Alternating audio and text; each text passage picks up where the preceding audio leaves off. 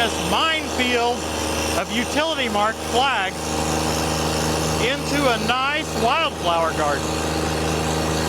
We're going to try to help him by tilling and seeding and hoping that we don't, well, yeah, hit any of these cables. Let's get started.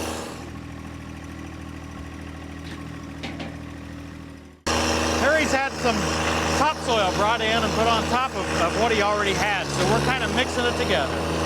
There were a bunch of mulberries and other stumps here, so it's no telling what we might hit. Sure is working the ground well. We had approximately 20 to 25 mulberry trees that were about 20 feet tall. Okay. And we had a crew come in this winter and remove them. They did a great job for us. Okay. So that we could get more sunshine in here, so that we could plant this wildflower strip, which are good for the butterflies in the environment. Plus it's bees. Pretty to look at. Folks, I would turn the tractor off, except that, yeah, the battery was dead this morning. I left a switch on, not the power switch, but another switch of some of the electrical stuff I have on it. And well, it was actually the sprayer that I had connected. So yeah, may have to jump it. Is this what you're looking for, you think? Yeah, I think so. It seems a little wet to me yet, but mixed with that topsoil, see it's mudballing a little bit. But I think there's a reason they call it Clay Township, and I don't think it ever completely dries out. I think you're right. It's not right on the surface anywhere here. You know, there's enough topsoil there that if we're on the wrong part of the risk-reward curve, there's enough soil on top that those wildflower seeds will go. Yeah, we'll have plenty of luck with the wildflowers. I don't think we'll have any issue there. Can you seed into that stuff? I can seed into it. You know, we've got those pokers and everything there, so we stir up a little bit. Yeah, and I think there's enough dirt here, don't you? I mean, oh, there's plenty of dirt here. Yeah. We've got a control and we've got a test, so we'll see how the germination... I guess you're right. If we don't get any seed, we'll try it again. We're going to get seed. Now, Harry, what are you going to grow here? That's going to be a garden, so if you want to go a little deeper, that just needed the top agitated. This, if I could break through the sod layer. Yeah, so you you used Roundup and burned it off under here. I did. And then you've had this nice soil brought in on top of it. We did. And what are you going to grow? Whatever the wife wants. Tomatoes, potatoes, onions, ornamental corn. We'll have to figure the rest of it out as we go. Sounds good.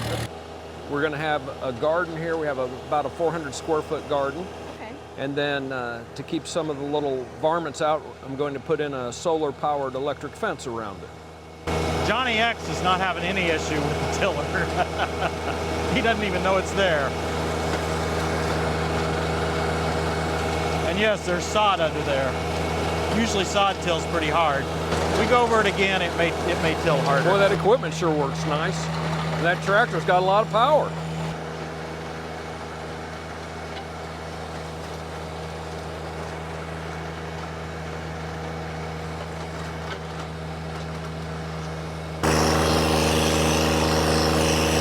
A little bit wet to till. But we're supposed to get rain this afternoon, so it might be perfect for this particular application. Get it tilled a little bit before the rain, and then the rain will kind of allow it to melt down a little bit. It'll also allow some of this grass to finish dying out, or if it sprouts up again, Harry will be able to control it that way. Well, it sure stirs the dirt up well.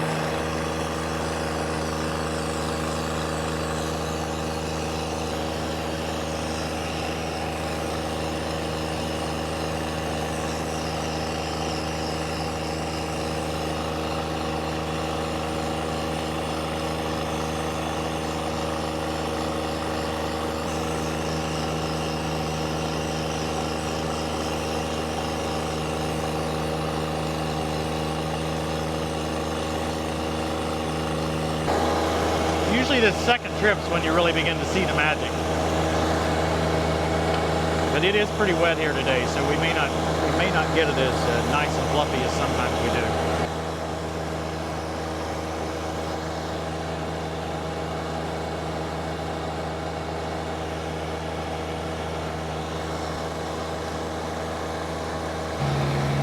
I think the boys done this a time or two before.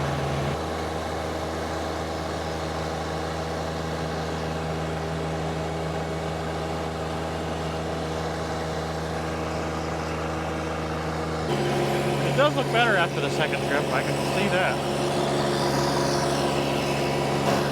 A lot of people ask me about these furrows that we leave.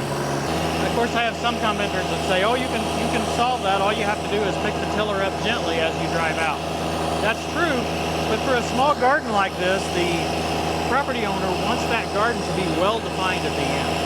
So using a hand rake is much preferable to something that just sort of goes out and scabs over the end of the garden. So yeah, that's kind of a customer preference. They'd rather have the furrow that they can fill in with a hand rake than a rough looking end.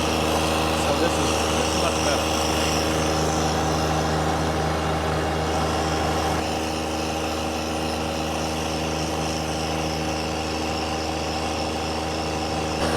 Got the temperature up to about 165. 165, it's not stopped increasing yet, but we're almost finished with this project, so I don't think we'll see it as hot as it's going to be. The outside temperature here, I would say, is close to 70 Fahrenheit. Sure does a nice job of fracturing the soil. Are you happy with that? I am. I just think that's the nature of the soil here. I mean, I have no hopes of it ever being dry enough to totally work without having some. I get the picture that you've worked with perfect Illinois soil most of your life. It was very forgiving. Okay, what do we got here? It's what we don't have that was important to me, because just about whatever source you locate for wildflower seeds, they're going to have about 3 different types of wildflowers that become overly aggressive and end up taking over the whole plot. That makes sense, yeah. And one of those is Monarda or bee balm, and then there's another one called lemon mint, and the third one escapes me. And I looked all over the web, and this was the only outfit that was selling, there's like 19 species in here, and they don't have any of those 3 varieties that I didn't want. Okay. And there's nothing wrong with Monarda. It's pretty, it's blue, but it ends up take over. And I didn't want that. It says Great Basin Seed, Haystack Mountain. Which is in the very central part of Utah, which is GreatBasinSeed.com. We'll put a link right here. Not sponsored. Yeah, it's not sponsored. I've never even heard of the organization. So this is a seed mix. I got 2 different bags of seed, did you? Yeah, yes. Well, it's 99.14% pure. It's what they call their Midwestern Wildflower Seed mix. They've also gone to coating the seeds now, and they say significantly improves the germination. And I asked them, well, what are you coating with? You know, fungicide or fertilizer or what? And they said just plain clay. And I said, well, what are you hoping to accomplish with that? And they said, well, it adds to the weight of the seed because the seeds are so light that it's hard to get them to land and germinate where they want. And they have done some studies, and they said that it significantly improves the germination. Well, I had opened this up a good bit more because the wildflower seeds that I had seen in the past had been bigger than that. So I'm gonna lower that a little bit. I'm hoping that we go over this a couple of times so that we don't look like we have rows of stuff. Well, better to choke it down more than have blown through all the seed in half a pass, right? I agree. So here we go, a little bit more. It's interesting that they send 2 different bags. So I'm not sure what we're looking at here. There's one. Now that's clearly a mixture. Those are quite... Well, it looks more like straw or the hulls off of seed than the actual seed. Okay, so you got 2 pounds. Got 2 pounds in this sack, yes, sir. We got 1 pound in reserve. And there's approximately 1,000 to 1,100 square feet. And they said, you know, I asked them what the seeding rate was, and they're saying 1 pound for 2,000 square feet, but that is quite a bit dependent upon, I'd rather carpet bomb the thing. Yeah. And have more rather than enough. I don't know any other way to do it, yeah. A partial stand would be failure. I'm not sure the neighbors would appreciate it. That's the biggest problem in the past when I've played with wildflower seeds, is getting them broadcast. Yeah, some are heavier than others, some are lighter. It's hard to get, and I thought I could get smart and use like a rotary fertilizer spreader one time and mix it up with potting soil, but that became way too heavy and wouldn't go anywhere. Okay. And it happened to be incredibly windy that night out on the farm, so I just ended up getting a scoop shovel and throwing it up in the air, and it worked great. Yeah. Didn't need to be high tech. But I'm sure this is a better approach than the necessities of the mother of invention, right? And that's all I had to work with.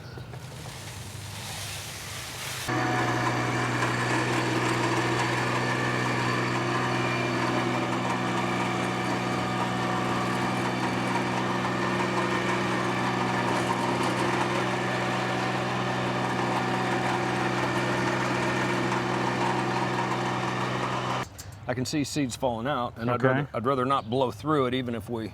Okay. And it's a little hard to tell to start because it's moving it all to the front. Hard to tell whether you've seen a meaningful decline, right? True.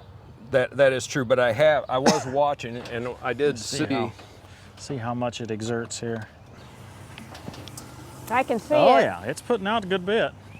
Shut it off, Tim. Now, some of those, there's another part of your carpet bombing concept. That's another thing this seeder will do. Some of them will be injected too deep, and some will be on the surface, and Okay. a lot will be just right, hopefully. We'll catch the average. Yeah, so that's another reason we may need a few extra seeds, right? Because we may not be perfect depth. The tines on that seeder are interesting. They vibrate back and forth. I thought maybe they'd just go roll on a drum, but they get good agitation. I enjoy, as I enter into my retirement, this gives me something to do, keeps me outside, keeps me active, Absolutely. and it's better than sitting behind a desk chasing numbers around on paper all day long. Now, I'm not allowing the seeder just to float here. I'm having to put some down pressure on it to keep the tines engaged and spinning. That's an adjustment of roller height there a little bit. But I'm not sure I really want the roller raised for this, so I'm going to continue kind of doing that manually.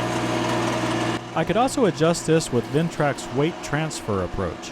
That's a very handy way to adjust how much down pressure is put on the attachment in the float position. That adjustable downforce feature is very nice, and it's not available on a standard compact tractor. However, in this case, I'm working with a variety of soil conditions, tilled and not tilled, and in this case I've got leaves and roots and stuff, and it's such a small area, I'll just control it manually, but in a slightly larger area, I would definitely adjust that weight transfer. What do you think? They got any left? Yeah. It's going down though, hasn't it? Yeah. This looks maybe about perfect. All those years of education are working for you, Harry. No, boy, I don't know. Most of my academic career, I was in the half that made the top half possible. Yeah, well, you know, some of us have to do it. The half, that's where most of us are. The half that Yeah. makes the top half possible. T.A. Hieronymus had a fabulous career, international reputation in grain marketing. Yeah. He was somewhat dry in the classroom. He showed Okay. up one day and drew a bell-shaped curve on the blackboard and didn't really say anything, and we're sitting there, what? Okay. What's this We've about? seen 100 of those before. Yeah, what's this about? He goes, this is life. You got this section over here, you got this section over here, and the majority of us are right here. We're just average. That's about the only thing I learned that semester. Harry's good at self-deprecating humor, but after being around him a few minutes, I'm not sure I would consider him just average. I do pretty good till I hit one of those stumps and it bounces me over toward the fence. Like that. I want to get in there as close to the fence as I can.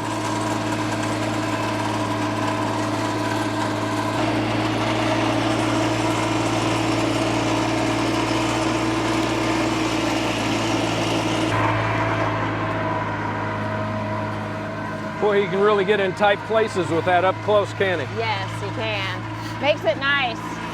Yeah. We've been over it once. Now the question is, do we have anything left? Yeah. Yes, we do. But not much. I mean, I'm Okay, not- well, I think that's kind of a good thing. Yeah, in fact, based on seeing it, it may have not been quite planting the full amount. Well, I'll go ahead and kind of sprinkle these a little bit on top and just roll real lightly. What do you Oh, think? okay. With the machine. With the machine. Yeah. Okay. I've got the tines turned off now, so they're just rotating manually, ground driven. Still some in there? You want to try opening up the gate just a touch? We can. Let me go ahead and turn around and then we'll do Yeah, that. but I mean, I like what you're doing there where it's just going across the top. Then we Yeah. should have gotten something at each level, right? Right, that's kind of the thinking. Yeah, I like it. Let's bomb it with this and just have it going out across the top like you're doing. Okay. Because I've got 2 more pounds. Coming. Well, this is a great tool for doing this because broadcasting these seeds is tedious and iffy. But we had really good luck last year on that project. Hey, if you haven't seen last year's wildflower seeding project, you need to check it out. We'll try to put a link in the description if we remember.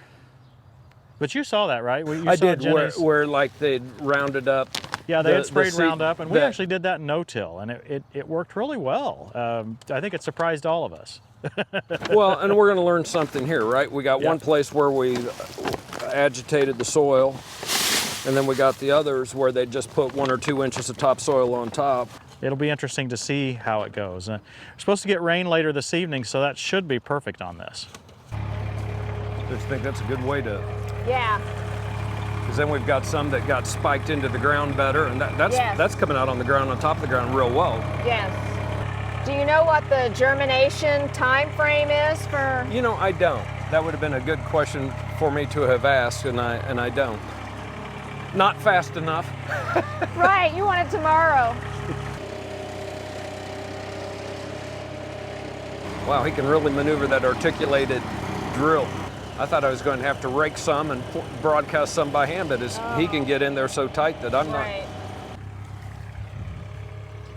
So you haven't had luck with broadcasting before, or minimal luck?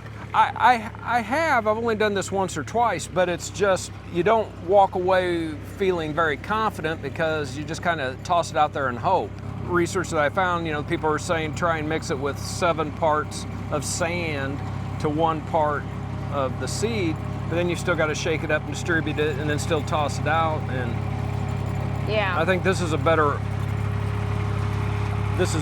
approach. Because, I mean, we are getting a nice broadcasting of the seeds. You can see them coming out evenly across there. And you can see them on the ground. Yeah. I haven't told the neighbors what I'm doing, so it'll be interesting to see what they... This will be prettier than mulberry trees. Big time.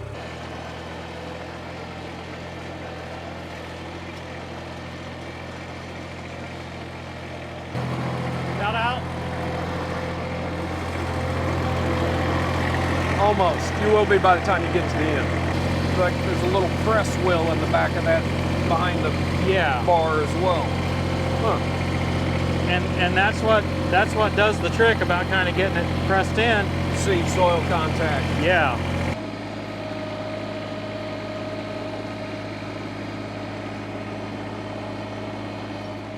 I guess we're done. You did a great job. Easy for you to say. You can't really say whether we've done a good job until we see it growing. I'm cautiously optimistic. So you'll have to be sure to send us photos. We will. You know, of the garden, photos won't suffice. We need Oh. to have some, some. Well, you got to tell us what you like. That's just it. We're not much on vegetables. Oh, Definitely no tomatoes. No tomatoes. Okay. A tomato-free household. Okay. Okay. I like them, but I'm allergic to them. If I get the vine on my skin, didn't used to be that way. I don't know if they've Well, bred that's them so you're different. allergic to the vine. Which gives me the opportunity to ask the wife to go pick the tomatoes. I was already on that. I Yeah, had that you're- put together. I I thought could see- allergic to the vine, but you still like the tomatoes. That's right. I'm right. getting this figured out. Don't tell my wife. Hey guys, I hope you've enjoyed this. Wildflower seeds are interesting. It's fascinating. I'll be interested to hear, Harry, how it goes for you. It's going to go swell. I will give you some photos. Thank you very much for your time. You did a great job. And thank you guys for watching. We'll see you next time on Tractor Time with Tim. Consider how the wildflowers grow. They do not labor or spin, yet I tell you, not even Solomon in all of his splendor was dressed like one of these. If that is how God clothes the grass of the field, which is here today and tomorrow is thrown into the fire, how much more will he clothe you, you of little faith?